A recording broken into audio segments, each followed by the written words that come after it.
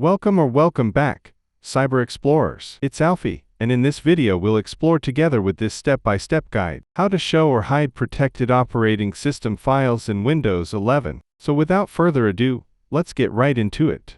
To show or hide protected operating system files in Windows 11, follow these steps. Right-click the Start menu and select File Explorer, or press Windows key plus E. Click the three-dot menu in the toolbar and select Options. Alternatively, search for File Explorer options in the search bar and open it. In the Folder Options window, switch to the View tab. Locate the Hide Protected Operating System Files Recommended option. To show protected files, uncheck this option. To hide them again, check this option. If enabling visibility, Windows will display a warning. Click Yes to proceed. You may also want to show or hide hidden files, folders, and drives. Click Apply and then OK to save your settings. Once enabled, protected system files will appear in File Explorer, but they will have a faded appearance to indicate their hidden status. Be cautious when modifying these files, as they are critical for system functionality. And that's it for today. If you found this video helpful,